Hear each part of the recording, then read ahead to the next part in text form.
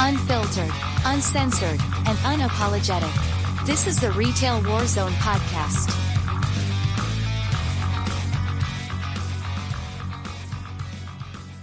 Welcome to the Ho-Ho-Humbug office party, presented by the Retail Warzone. Of course I sound hoarse. I had strep throat. We'll get into that in just a minute. Okay. So it might have been some sort of drag with the streams. I don't know. It's going to be what it's going to be. You know, I've got my little thumbnail for tonight underneath my less swollen mug with a cast of characters. We've got Jack Skellington, Gene Simmons, Oogie Boogie, Brandon Lee as the Crow, Flame Tag. What a motley crew. And the Christmas tree's on fire, in case you didn't notice. What's up? Erica runs with Razors. So here we are. This is going to be the last one for the year. Like I said, on social media, well, actually on Substack, we will return in January. And I didn't tell you this yet, Irish. The first order of business in January is LinkedIn. Yeah, I seen that in the email. Yeah, Bootlicker Paradise. So we're going to have some fun with that one. And, you know, given today is what? Is today the 20th? It gives us plenty of time to recharge and whatnot. And, but we'll come out guns a-blazing on that one. I've been meaning to get around to them for a while and just have not. So having said that, Irish, what you got going on your side of the world? Well, it's been an eventful week for me so far, and it's only Wednesday. So yourself and Blame Tag are somewhat familiar with this story, but on Monday, my store, I ended up literally shoveling shit for the day because we had a sewerage backup where the last store on the street and the whole street decided, well, you can imagine it was a volcano of absolute shit that leaked into our store and pretty much destroyed some of the fucking downstairs. And yeah, it was not good. Like I did question my employment status at the time. So what you're saying, it was like most female bathrooms, public restrooms. They were like, our restaurants have been closed since COVID, basically. So we just turned them into storerooms, as you do. I've never been in a place that had an empty bathroom that no one used that didn't turn into a storeroom. So that's what it was.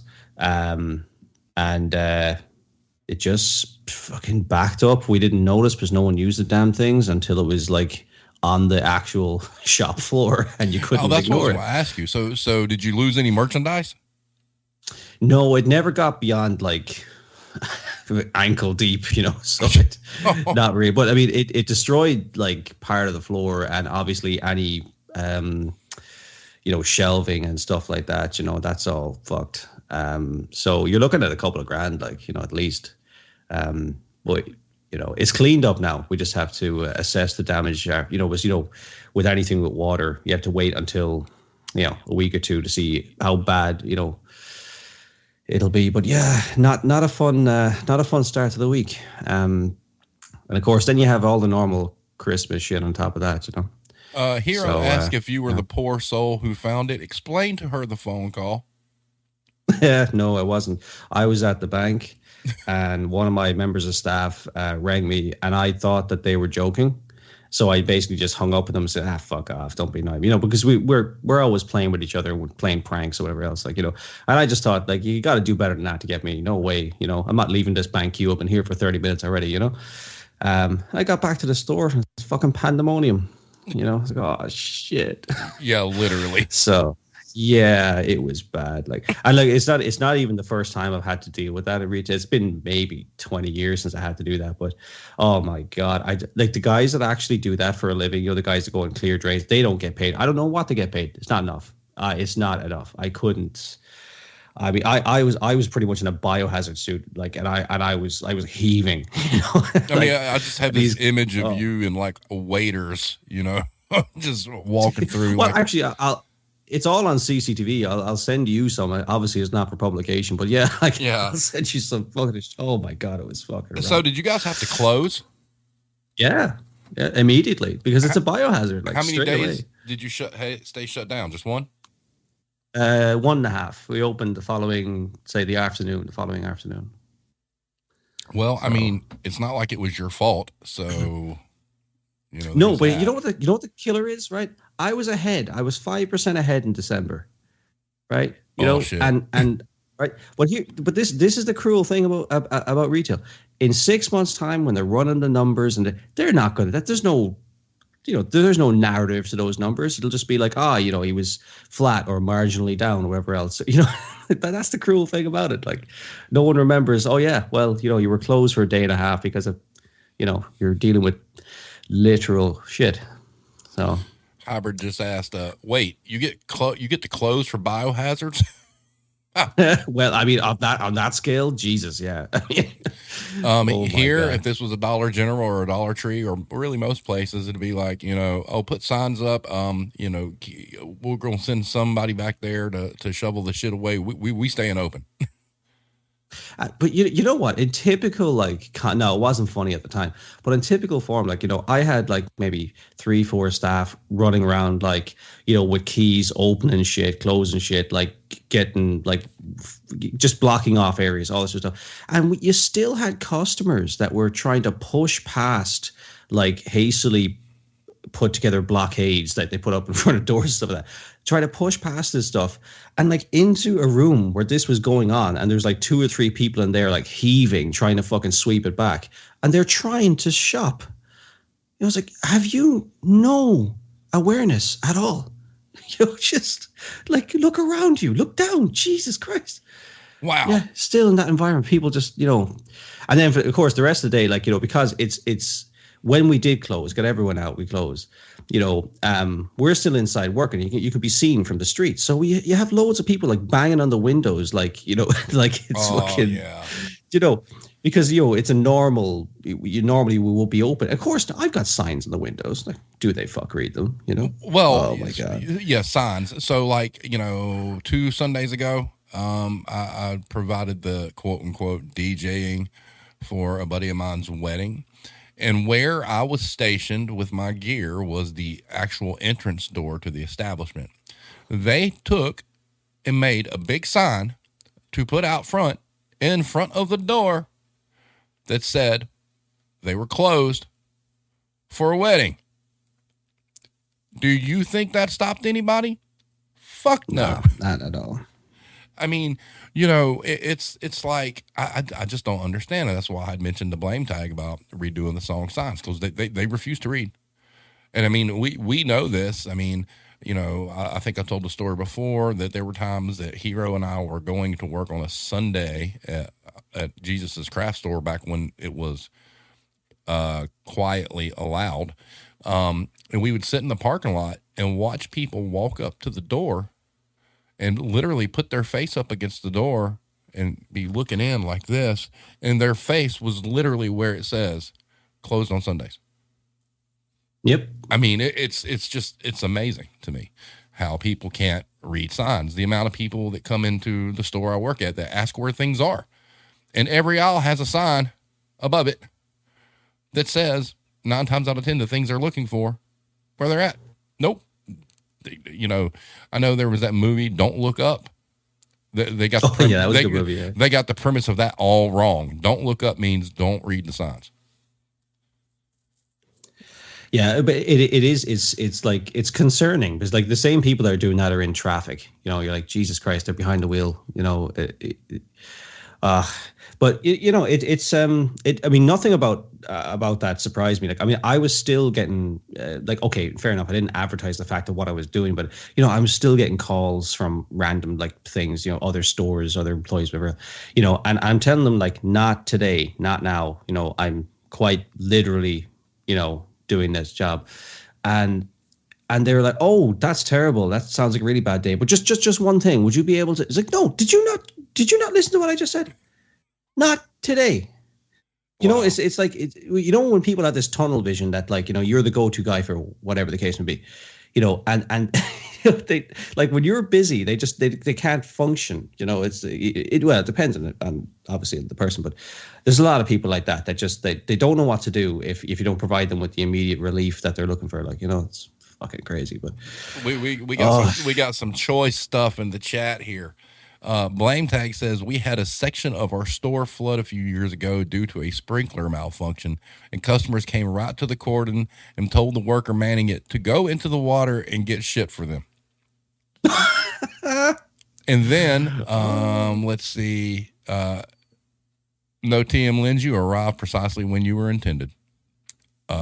There's no late here. There's just glad you made it. Mad Dog says we lose power all the time, and people will say, why are you closed? Just turn the power back on. Why is it off? When is it going to come back on? I don't know. I don't work for the power company. And then Blaine Tag also said, I think I told you, Steve, we had a fire alarm with all the staff standing outside and fire trucks in the front and customers still trying to get in for the Christmas tree sale. Yeah, and you sent me pictures of that. It was great. Yes, TM Lens, you are a wizard. And the hero just reminded me, remember when Jesus' craft store flooded and people would not leave? Yeah, that was like bad weather. I mean, like, and flood, and people just wouldn't leave. I mean, it wasn't like they were, scared to leave because of the flood. It was, oh no, we're not, we're going to continue shopping. I don't understand. I mean, it's crazy. And those are the same people who are going to be like, oh, you poor thing. I can't believe they made you work on Christmas. Well, why the fuck are you in here?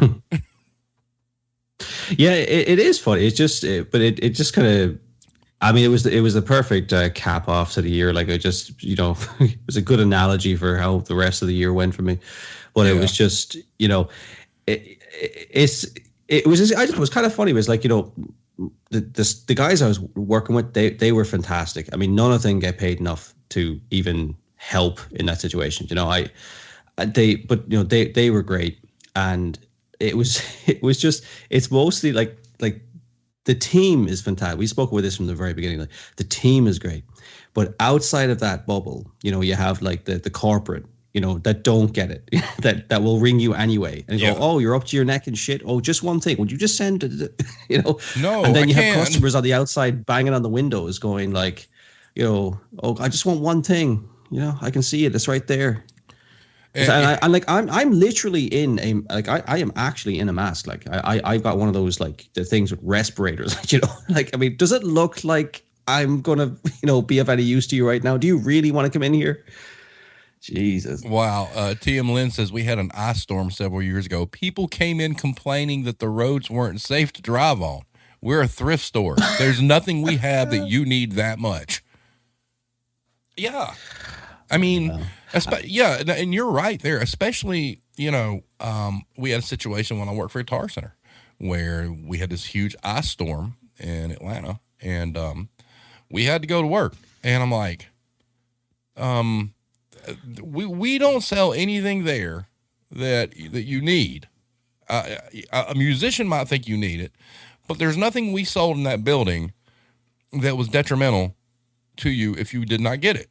Okay. It actually saved you some money. And I'll never forget, we had one dude who called in and said he couldn't make it.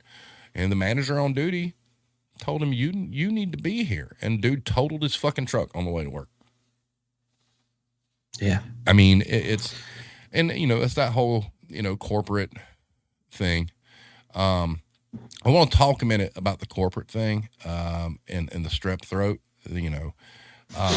Hero had to knock some sense into me. So, basically, long story short, I wound up with strep throat, starting about Wednesday of last week. I haven't had strep throat in 23 years. Thought I outgrew it. I don't get sick that often. When I had COVID, it wasn't that bad. I usually get like some kind of crud a couple times a year. Well, here comes a strep, and reminded me real fast that if there's one thing that can take me down and put me out, that's it. So I wound up, Saturday and Sunday being really, really bad shape.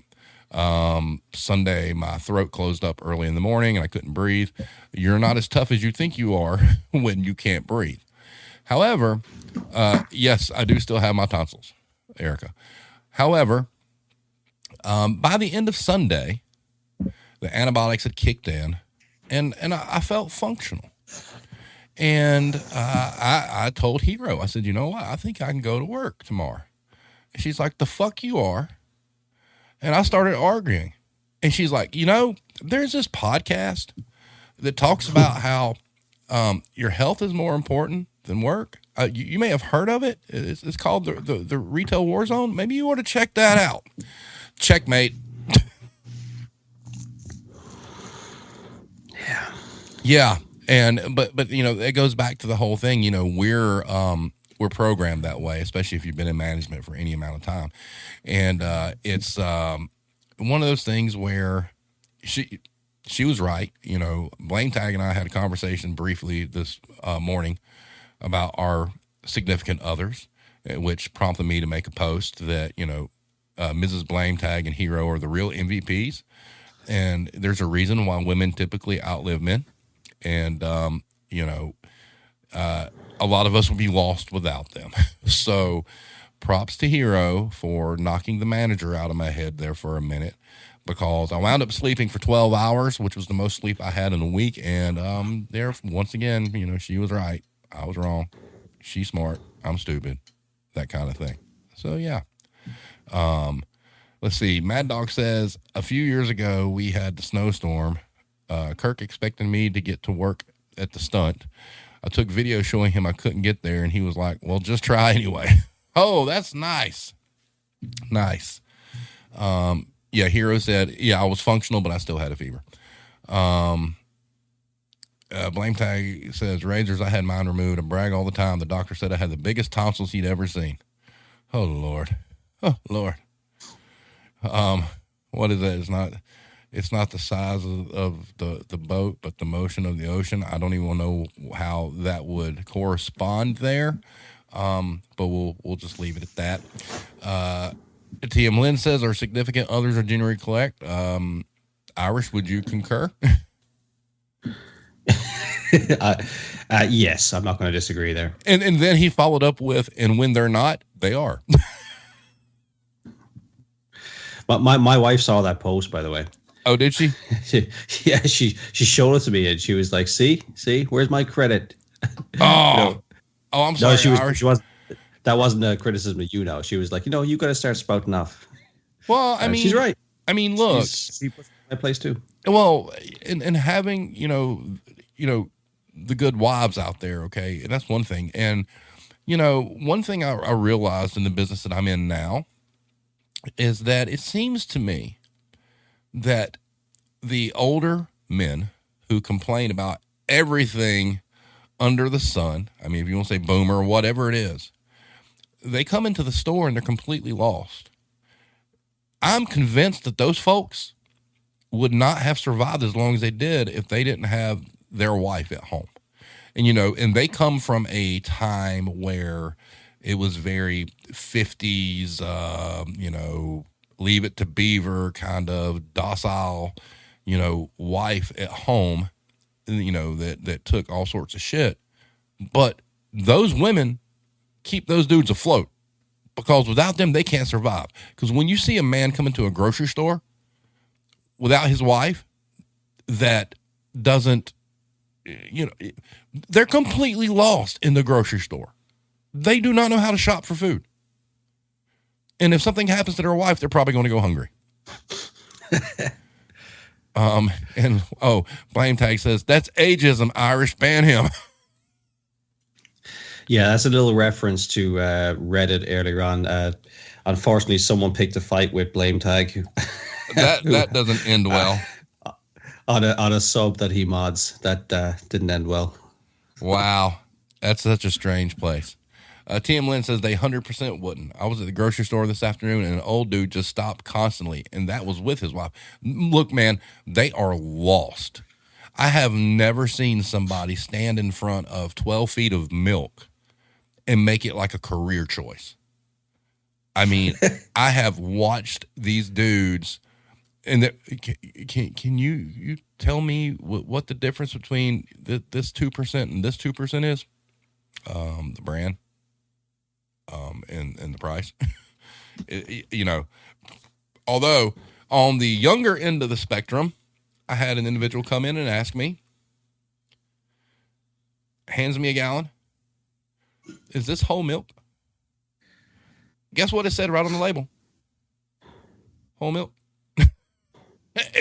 and this person, this was not somebody who couldn't read. So this was just like oblivious to all designations of anything. Probably threw her that there was no kale in the ingredients.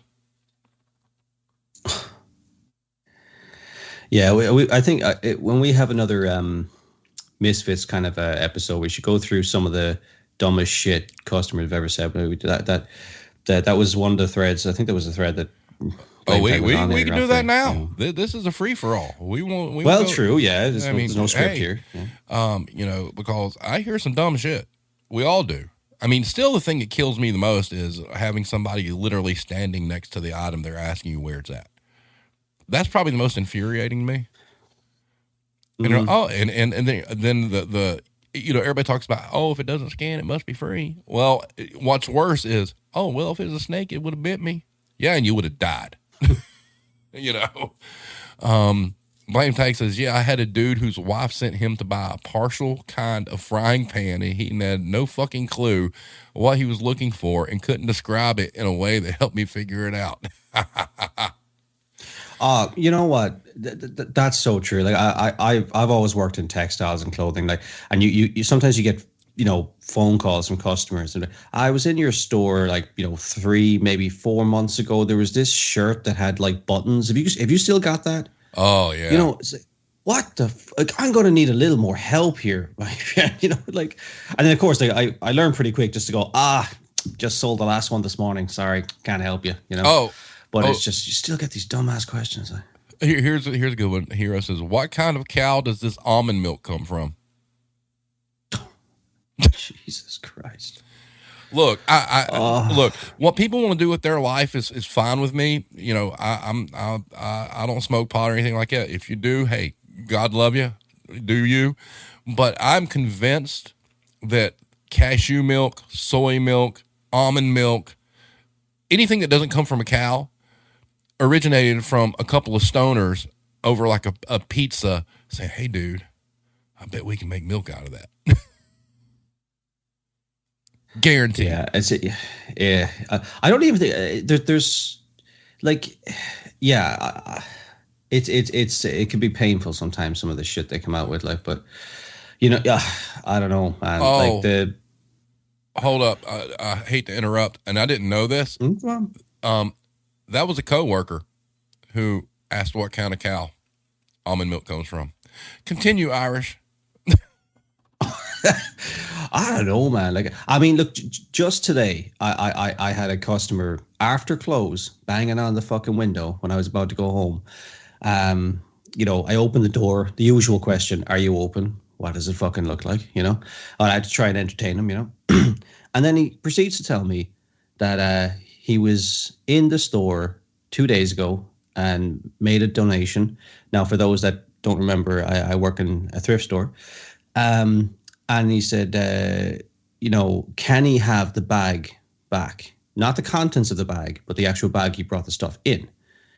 Now, if you've ever even been in a thrift store, you will understand how ridiculous a question that is on Christmas week. You want me to find some generic bag in perhaps 300 to 600 bags, like literally maybe 5 tons of stuff. You want me to find something from 2 days ago with the description of, I brought it in a bag.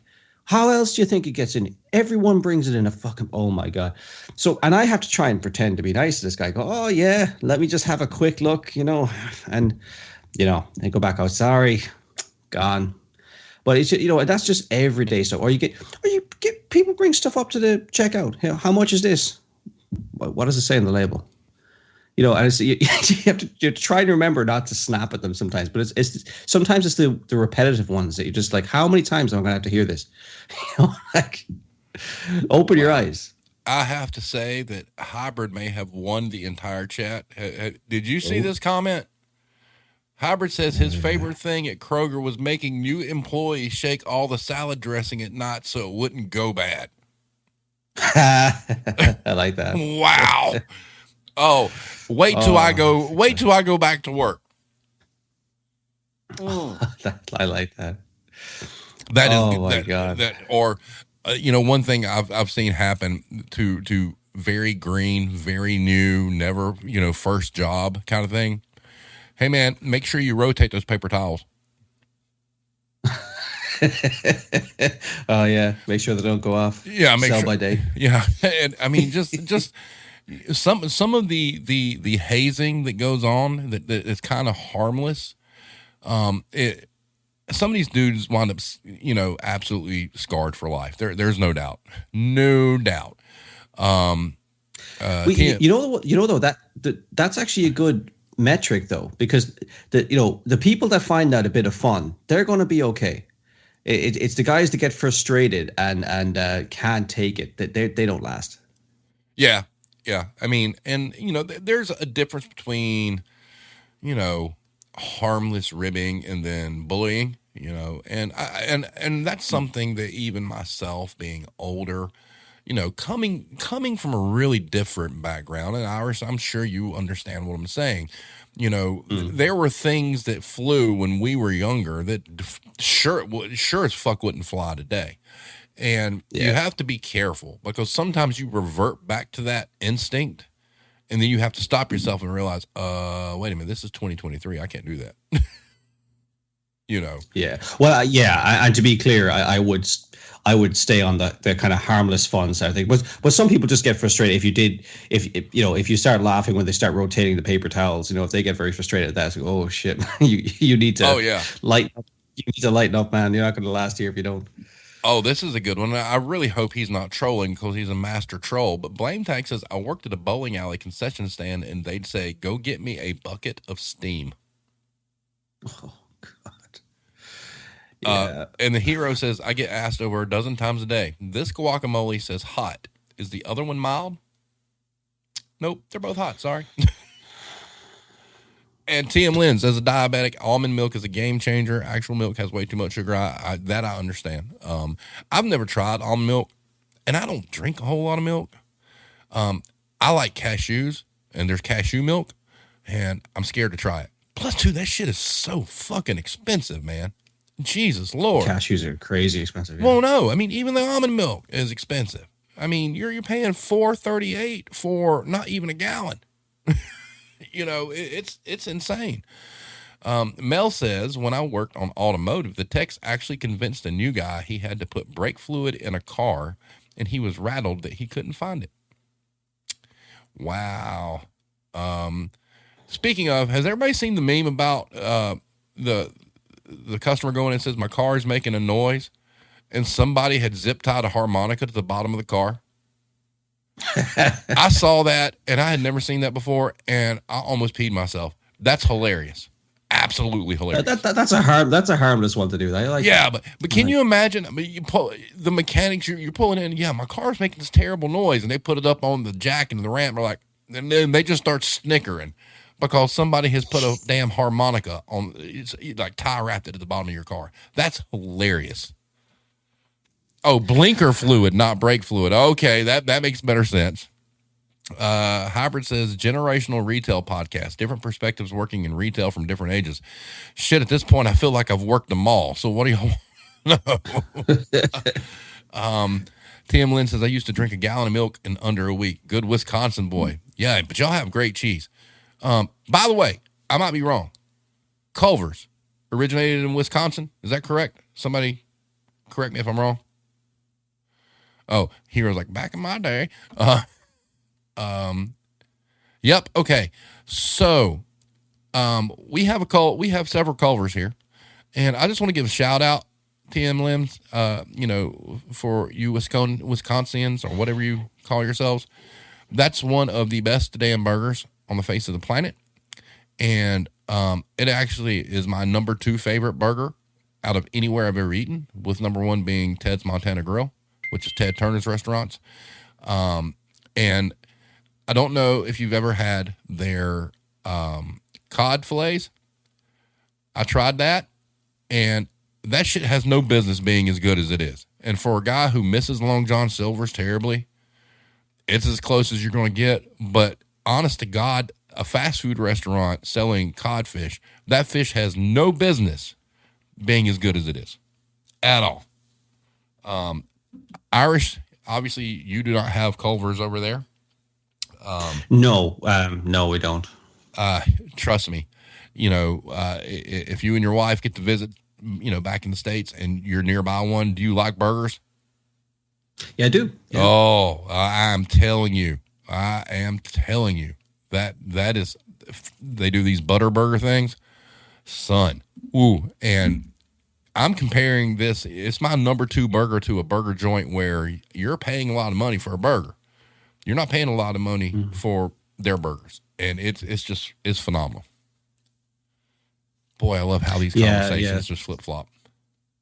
But the fast food places over here are pretty bad. They're like, we've got some great restaurants, but like in terms of chains, they're all pretty shit. Blame tag, you're an asshole. I almost spit my drink. He posted in the chat, my car is making a horrible sound. Followed by, did you try removing the Mariah Carey Christmas CD? Ooh. Actually, on that topic, yes. This year, in any of the stores I've been in, they've toned down the Christmas music. So it's this kind of generic, jingly background shit. Like there doesn't seem to be any copyrightable kind of music, playing in the big box stores that I've been in. And I mean, it's kind of almost haunting. It's in the background. It's a bit quieter than before, but it's still better than the loop of terrible, songs that they usually play. I've gotten to the point, we joke about it, and whatnot, but I've just learned to block it out. Now this is the one that gets everybody where I work. There's some Christina Aguilera Christmas song where she's just howling at the end of it. That seems to be the one that everybody hates. They hate that more than Mariah at this point. TM Lynn's homemade root beer and the walleye. Yes, they run a special here, like every so often. That's like a limited time only thing. I did have the walleye. The walleye was great, absolutely great. But Mel, the restaurant's called Culver's. If you ever get a chance to go to one, you will not be disappointed. I have never had a bad meal there ever. TM Lynn says we have a ton of classic rock on that list too. And I'm going to be honest with you. If you think about it, there hasn't been as much hype about Mariah this year as there has been in years past. I mean, yeah, she did her video where she basically copied the meme where she was, defrosting or whatnot, but it's not been like it has been in the past at all. She's being sued. Oh yeah, I did. She got sued for it last year. They're never going to win that. I mean, it's just going to continue. Mel says at family Christmas party, my niece was shook that we had Christmas music going and there hadn't been one Mariah song. That's even better. You're doing the Lord's work, Mel. As far as Christmas tunes go, look, the only one I really like, to be honest with you, is I like the Billy Squier Christmas is a Time to Say I Love You. I think that's a great song from a great swanky rock perspective. And then on the other end of it, I've got a couple of things that I would listen to from time to time. The Brian Setzer Orchestra's Christmas stuff's really good. And there's a guitar player named Gary Hoey who did a Christmas instrumental, like kind of metal record called Ho-Ho-Humbug. And there is this awesome instrumental version of You're a Mean One, Mr. Grinch. But that's about it for me, The King's Father Christmas is also good social commentary. That's true. I did watch something before we came online about the waitresses and about the origin of Christmas wrapping.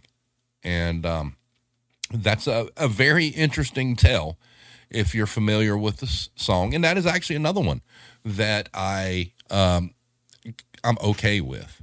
It's not your typical Christmas song, which makes it kind of cool. And, but finding out the story behind it today, it makes it even more interesting. So I would, check that out if you're into any kind of musical history or, how these things come about.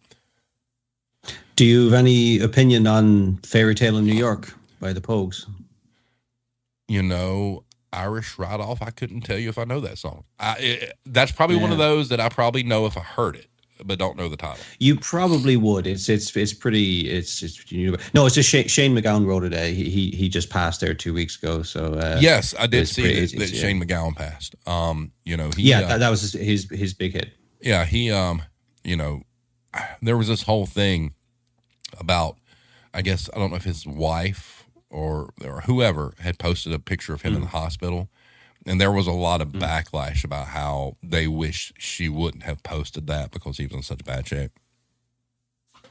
I mean, it was pretty bad, but I mean, I get it. And he was a troubled soul, but most of our greats are troubled souls, but he was gifted. He was a really, and we lost Sinead O'Connor this year as well. It's been a bad year for Irish music. Well, Sinead, I mean, I think any of us that have followed her career and, with what she went through, really from the moment she ripped up the picture of the Pope, I don't think there's any of us that didn't see that coming at some point in time, especially when, her son had passed away. Yeah. And it's just a shame because that was a very talented individual that got blackballed and obviously had some mental illness, and nobody took care of her. And who was it? I think it was Morrissey who really jumped to her defense after she died, talking about, you know what? Nobody cared about her, but now you want to give tributes. And I think she was vindicated in the end. She at the time that she ripped up the picture of the Pope, Jesus Christ, that caused controversy. Oh yes. Oh my God, we were still steeped in the midst of, well, that's not against the religion thing, but it caused controversy here, and but she lived long enough to basically be vindicated. She was correct. Yeah, she did, but there was no recovering from that. I mean, look, like that, she was troubled. She was troubled, and then she was unfortunately strapped to the fact that her hit was written by Prince, and there was no topping that. I'm sorry. I'm a metal guy. You cannot deny the performance of Nothing Compares to You by her. I mean, she had got a set of lungs on her, and she was fucking talented. And the video was so minimalistic. I mean, and here was what you would consider the anti-female image at the time. And I mean, you can't escape that. You can't top that. And that's a hard thing. If you wind up in the music industry and you peak at the very beginning, there's nowhere else to go but down. And when you go down in that industry, it's worse than retail. Everything, if you're not making anybody money, man, they just drop you, and they don't care, and that's something, I really, sometime, hopefully next year, I'd like to get a hold of a musician and talk about the mental health aspect of being in the industry, because it is a one and done thing. It is, you could be a star today, but the moment you start losing company money, they don't care what happens to you. They consider your liability. I mean, there was a whole, conspiracy there for a while when you look at like different people, like for instance, Amy Winehouse, all right, extremely talented individual. She was having some issues. She canceled a major tour that was in the news because of the insurance companies that were involved and whatnot. And the industry, her handlers knew she had issues. They didn't have anybody around her to stop her from doing what she was doing. And when she lost them all that money by canceling, guess what? They made sure there was nobody around her. And to me, that is complicit. Well, yeah, especially when controversy sells as well. Like it's free press. You know, if someone is going through a mental breakdown, like, you know, they it makes, from a kind of psychopathic corporate point of view, it makes sense to let it play out in the media rather than get them help and intervene, because, you know, it sells more stuff. I mean, if you look, I mean, I might be getting slightly sidetracked here, but an iconic one that everyone remembers is fucking Britney Spears, who, by the way, I'm not a fan of, but like, she had a very public meltdown, you know, at Yes, what she did. age? She was in her 20s, I think, you know? Yep. It's like, but like you know, that kind of went viral. I forget when that was. It was like the mid 2000s or something. Yeah. Like that. But like, you know, But look at her now. people were laughing at that shit. It's Yeah. like, Jesus Christ. And no, in fairness, I think we've moved a long way from that, even 10 years later. No, because she's wrecked. She is wrecked. I mean, look, not a fan, but I'm a fan of music, and I followed a lot of things in the industry. Look, man, that's going to be another one. One day we're going to wake up to a headline, and it shouldn't shock anybody. And it's because of what the industry does to people. And, you know, I would caution people, you know, look at the female musicians who have come through the Disney pipeline. Okay. You got Britney, Christina Aguilera, Demi Lovato. Now, Demi Lovato is lucky she's alive. Now, you will talk about somebody who spun out.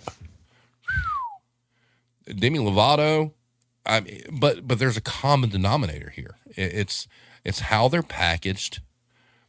It's like a meat grinder. It's like, okay, they're pretty, they're hot, they don't really have to sing. We can auto-tune them. We're selling an image. We're selling a package. But once they no longer make us money, or once they've fallen off the cliff, or once there's the next new big thing, we drop them. And we don't care what happens to them. We're not taking care of them anymore. It's not our problem. The industry creates that shit. And it is just heartbreaking, because there are very talented individuals. I mean, really and truly, Sinead O'Connor should be the poster person for how bad the industry is to somebody who is extremely talented, went through some controversy, and then you just dropped her. You didn't try to help her. You didn't put the money in to try to help rebuild the image. No, you just let her go, man. And that's one of the greatest songs of all time. Nothing compares to you. And like TM Lynn said, you know, he's a Prince guy, and her version was so much better. Yeah. I mean, and you look at, like, it's just a shame to me. And that's why I look at all the bands I grew up listening to. And, you know, there was a time where, you know, you could be in a band and you go play in a club, and a record producer's there and they like what you do, and you quote unquote get discovered. And you make your own way. You know, we're at a point in time, you know, my favorite band of all time has always been Kiss. They've been a shell of themselves for a while, but they just wrapped it all up. It's over, okay? You got Kiss, you got Aerosmith, you had Zeppelin, you got the Rolling Stones, who are still going, but they're not going forever. These legacy bands, the industries are waiting for them to go away, like even U2, because those bands still have a command and power over their careers. When all these famous bands go away and they finally die, it's just a machine at that point. And I'm telling you right now, you know, if you're a father and you have a daughter who wants to pursue a career in music, don't stifle their creativity. Man, I'd be very careful to let them wind up going through that meat grinder, because it's going to ruin them as people. Amanda Bynes, look at that. You know, the amount of mental illness that's come about, you know, for how these people are treated and whatnot, and the mental abuse. You know, being told one day that you're on top of the world and you're the best thing ever, and then the next day being told you suck, we don't need you, we're going to drop you like a bad habit. I mean, that's not good for kids, man. And a lot of these girls, I mean, you look at Britney. I mean, when all that stuff was going on, she was young, man. She basically was still a kid. So, I mean, yeah. damn. Blame taxes. I heard Kiss sold their likenesses to Facebook. No, I don't really want to get into that, but Kiss has decided that they can be immortal now by becoming digital. We'll see how that works out, but it's going to be. Let's see. Blame Tag says, Hybrid, I've heard that it's common for people to stop developing maturity at the age they get famous. That's probably true. And TM Lynn says, hypersexualized at a young age too. Yeah, and that's huge. Huge. And then Erica says, what happened to Britney Spears is eerily similar to the demise of Dennis Wilson. Yeah, very much so. Very much so. TM Lynn says, I thought Kiss were already immortal because of the Blood comic. My fandom runs deep. That wasn't 100% fact, but okay. What do you have to add on this, Irish? I mean, we've kind of taken a turn, and this is the last episode of the year. It doesn't really matter, but from the entertainment standpoint, like in Ireland, let's just talk about like your big famous people. Whether it be musicians, athletes. I hear Connor, wants to become the president over there. Is that true? Oh, well, let me just clarify that, right? Conor McGregor is one of the greatest phallic exports we have ever gotten rid of off this fucking sod, okay? That guy represents nothing positive about our stereotype. Look, he's what we would call in Ireland just a scumbag, right? So now listen, I'm not dumb enough to say that to his fucking face, but it's because he'd whip our ass. Yeah, but look, he's boisterous. He got a lot of money, relatively young, and I think he was probably a very clever operator and savvy before his demise. When he's like your body does not do well after 25 in a sport like that. Right. So, and I think it just all went to his head, and the ego was just too big. And just look at the state of him now. So just clarify that Conor McGregor does not represent Ireland at all. He's not popular here. Oh well, let me ask you real quick on the topic of Conor. All right, so you're right. Your body has kind of an expiration date when you're really doing like for real combat sports. Yeah. What percentage? If you could put a percentage on it, what percentage would you give it to him to wind up in the WWE as a wrestler? I don't know. His ego is definitely big now. He will follow the money if he doesn't run out of money. So like if he gets his ego stroked and a big paycheck, he will go anywhere. In my opinion. Now, obviously I don't know. I'm not a big fan of his, so I don't know him that well. But that would be my instinct. So percentage wise, I don't know. I don't know enough about the WWE and how much they need a personality like him, but he's legitimately volatile though. That's not a character. That guy's fucking insane. Like he punched a fucking pensioner because a pensioner refused to drink his whiskey in a bar here. And that's not a rumor. That's online. CCTV footage is available. Like the guy's volatile. Speaking of Irish, celebrities. So are you aware of Becky Lynch? Ooh, no. I'm female. Embarrassed here. Maybe I should be. A female wrestler in WWE who is Irish. Right. And that tells me all I need to know. You don't even have to answer that question. Okay. So she calls herself the Man. She's spunky to watch. She's from Ireland, but if you don't know who the fuck she is, obviously she's only big within that universe. And real quick, Erica asked, hey, Irish, I've been dying to ask this for a long time. What's your favorite U2 album?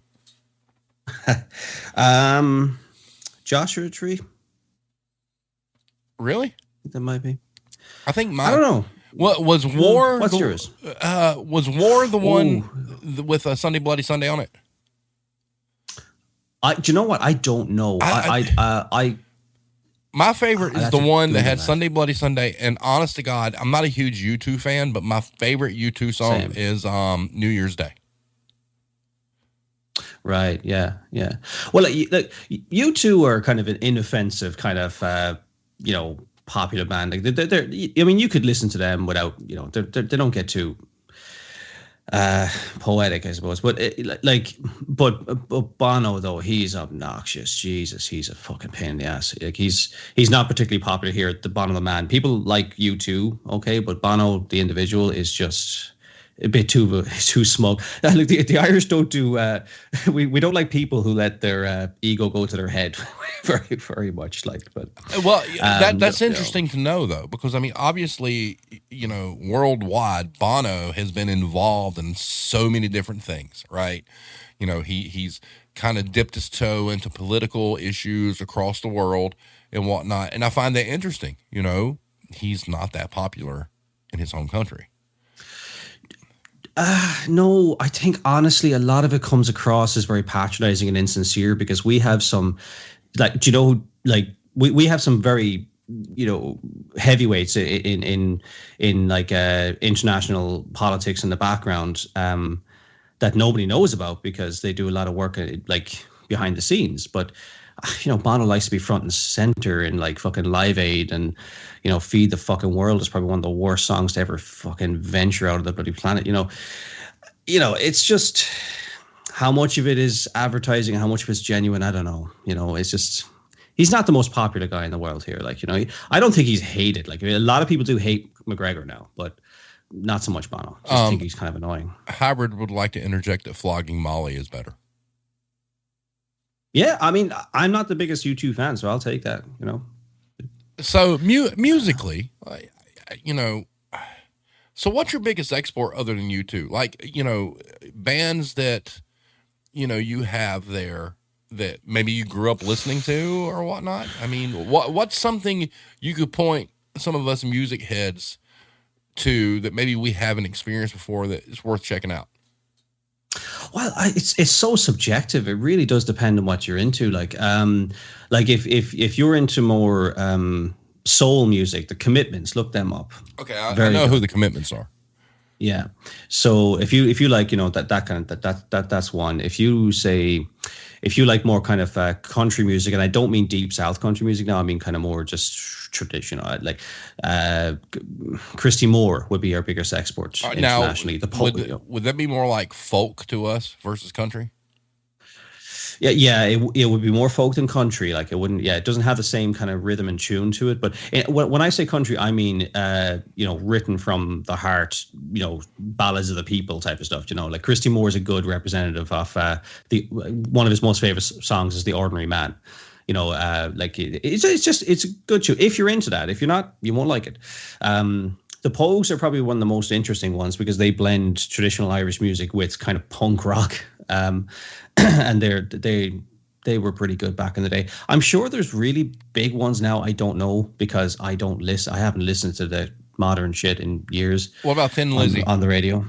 Oh yeah, yeah. Like he was a pretty good like what you call it. He would have been famous export. Let's see. Erica brought them up, and I'd forgot about them. Thin Lizzy kicked ass. Yeah, he did. Another one that died too young. Their version of Whiskey in the Jar kicks ass. It does actually. That is a good tune. Now that I think of it, that is a damn good tune. Metallica did a cover of that, didn't they? Yeah, and that was pretty good too. Yeah. Yeah. Blame Texas. What about the Proclaimers? Yeah, I mean, they're pretty good. I class them as wedding music. They get people up on the dance floor and it's good. But I prefer things with a bit more meaning and soul behind them myself personally. But like it is very subjective. I'm not going to be offended no matter what people like. Erica wanted to say that she loves the Pogues. Yeah, they are a damn good one. Like, and they're like that's there's some meaningful lyrics in a lot of the stuff in the Pogues. There's also some just good, damn good tunes there as well. What did you grow up listening to? Pretty much what we just covered, actually. Because it was like in the 80s, 90s. Like, it was kind of like U2 would have been in there, like Sinead O'Connor. I was a big fan of Queen. Obviously, they're not Irish, but God damn, that guy had a set of lungs. God, they're all dead. Jesus Christ, it sucks, doesn't it? fucking hell. I'm trying to think of, okay, but like Bono's about the only one that's still alive. You know, the U2 are still going strong, but Yeah. yeah, the rest of them are all dead. But yeah, it's I don't know, like it was a kind of a rich tapestry in some ways. And of course there's just, I mean, given the fact that it was the 80s, there's a lot of crap mixed in there too, like, you know. But you tend to forget those over time. Did all right, so when you talk 80s, are we talking like, say, for instance, 85 to like 91 maybe? Was the hair metal thing huge over there, or was it just kind of like Do you know what? I was probably too young at the time to really take any much notice, but I don't remember it being all that big. Oh, and God, I can't believe any of us didn't bring this up yet. Blame Texas Cranberries. Oh Christ, yeah, and then, again, she's dead. Jesus Christ, Dolores O'Riordan. I mean, she was fantastic. Yeah, she was a serious talent. And again, actually, I put them pretty high up the list. I can't remember. I can't believe it. But there's some seriously good tunes and good lyrics, and meaningful stuff behind that. It's not like that chewing gum music that doesn't mean anything, like, you know. Hero asked, is Enya Irish? Do you know what? I don't want to confirm or deny that because I don't know off the top of my head. I'm not a big fan, but let me just Google that. Yes. Oh, she is. Okay. So Blame Tag says Mrs. Blame Tag brought up Cranberries to give credit. One of her faves. Yes. And you know, I can't believe we're talking about this and none of us hit on Dolores. I mean, she was fantastic, man. And herself and Sinead O'Connor are just the vocals. You can't hit those notes, man. I mean, when Zombie hit, yeah, because you got to think the departure from, because their first big hit in the States was Linger, and then Zombie came out, and one of my favorite musical memories of my own is sitting in a studio with a gal that I worked with who's extremely talented. Her name's Priska. Her and I sitting, on a piano bench, and me playing guitar, her playing piano, and her singing Zombie. And it was just amazing. I mean, because, and it's not, it was amazing because she was a great vocal talent, but it's also amazing because the song was just so good anyway. Yeah.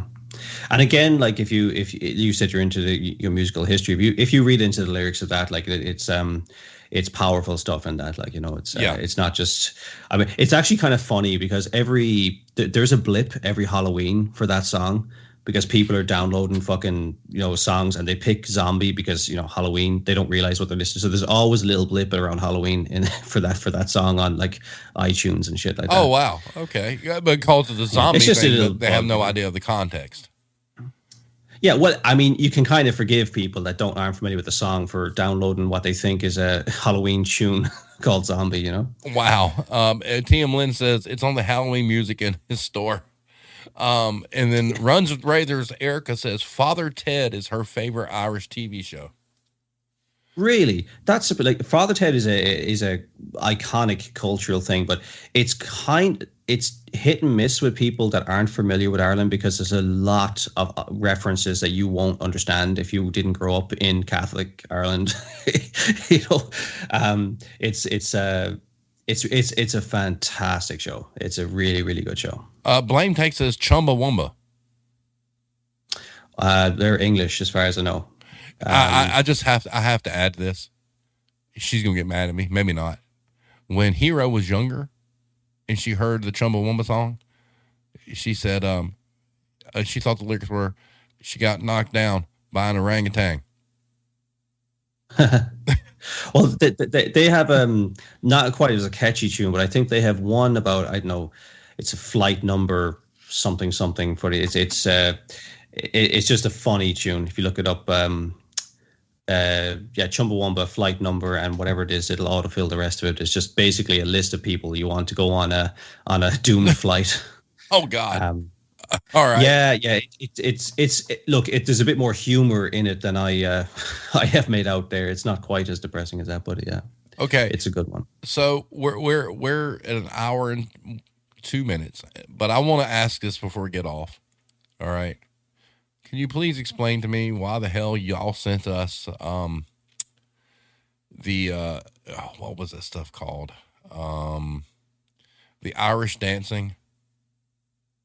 Do you know what I'm talking about? Riverdance. Riverdance. Thanks a lot, Yeah. buddy. Thanks so much for that. Well, that was it. It was Michael Flatley was the lead. He was American. So I forget what part of the States he came from, but he actually the lead dancer and that was an American guy called Michael Flatley. Yeah, that was a massive. It was in the you guys probably won't understand what the Eurovision is, but it's I know really I do know what cheesy Eurovision is. Yeah, it's You there? Uh-oh. Irish got cut off. He got excited about Eurovision. But anyway, so having said that, his time ran out. So everybody, thank you so much for being here. This has been an interesting evening, and it wasn't meant to be topical whatsoever. This has been fun, and I like doing these, and I really do enjoy when we go down the music thing. Like I said, I've toyed with the idea of doing a music podcast. You know, Erica, maybe you could join in on that. Irish, are you there? Are you there, Irish? Hello? Hold on a second. Let's see. So I'm coming in and out of here. Skype keeps dropping on me. Oh, are you back? Can you hear me? I can hear you now. Skype just dropped on me there. I don't know what's We wrong. were like, oh God, he got so excited about this, and he gone. Yeah. Well, I don't know. Maybe that's some sort of intervention there. It might have been, but I was just telling everybody, you know, it's great to have these kind of conversations that are kind of, you know, free and not, you know, too serious. Yeah. I enjoyed the music conversation, obviously, because I'm a musician and I like music history. You know, I was saying while you weren't on, you know, I've toyed with a music podcast. I think Erica would be a great, you know, partner in that, to be honest with you. I think we have a good time with that. And we're talking about Eurovision. I do know what Eurovision is. You know, I you know, for me musically, I like a lot of my favorite bands aren't even from the United States. You know, I like bands like Within Temptation and Him and Villavalo and Nightwish and all these bands that come from overseas that are so huge everywhere else in the world but the United States. So, but these conversations are fun. And, but before we go, since you are back to us, you have any last words for our last stream of 2023? I quite like the episodes like this. They kind of remind me of chats you'd have in the break room, you know, where you start off talking about something and next thing you know, you're talking about dead musicians for half an episode, you know. I think that's a healthy balance to have, because if we're serious all the time, we're just not going to get anyone tuning in, because we can talk about some heavy stuff, you know. So I would like to reach out and ask anyone in the chat or anyone else listening to, you know, just give us some suggestions. What do you want to hear? What do you like? You know, it's difficult to gauge, you know, how others feel about these things. Maybe this is the best thing that they like about it. Maybe they want more informative stuff or serious discussion. I don't know. So going into 2024, you know, I'd ask people to reach out. Come on, you know, I don't have to be the sidekick the whole time. You know, that's true. But at the same time, you know, I have to tell you, going into the new year, Irish, I appreciate you so much. I appreciate, you know, from the day you sent me that original email, you know, you have been a huge light in this dark tunnel. Your input is extremely important. We love you. We all do. I cannot express to you enough how thankful I am to have come across you. You're an extremely important asset. You're an extremely amazing human being. And every bit of input you have matters a lot. And, you know, to Irish's point, yeah, I mean, you know, the retail war zone there's a reason why there's the retail war zone and then the retail therapy sessions. When we get back into the new year, the retail war zone It's going to be, episodic. It's going to be, topic driven.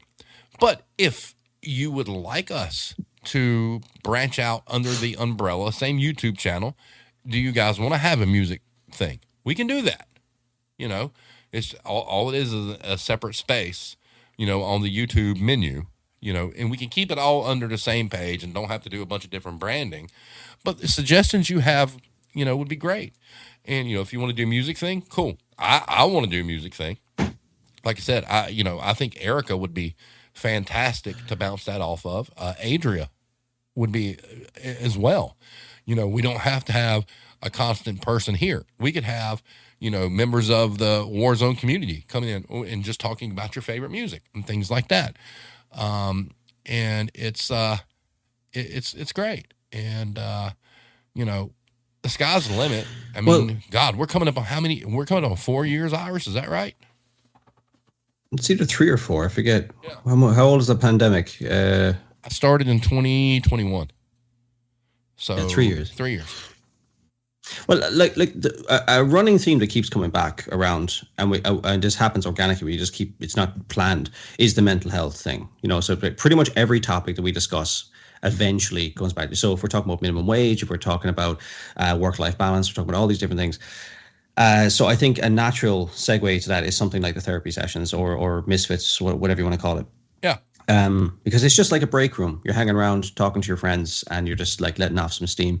So, and I think that at the end of it, like that's what this is just, it's recreational, but it can be cathartic for people that probably haven't really joined the chat or anything like that they might find it a year from now, or maybe they're listening, to it live. They're not, they might be suffering in a retail job that they can hear other people talking about that actually kind of know what they're talking about. Like there's a lot of people in the chat here. If you add it all up, we could probably have, I don't know, 200 years worth of experience. Yep. So it'll provide that kind of platform for someone to feel like, that's initially what attracted me to it as well. It's going, oh Jesus, I'm not crazy. There's other crazy people just like me, Right. And it just, I don't know, you can fit in really well there. So look, in 2024, I think in general, like I said, it's hard for me to gauge. I think the ones where there's a general topic and we go back and forth seem to have the most engagement. I like those. Correct. And then whatever the community wants. I don't want to be directing anything, it's community driven, as you have always said, Steve. Yep.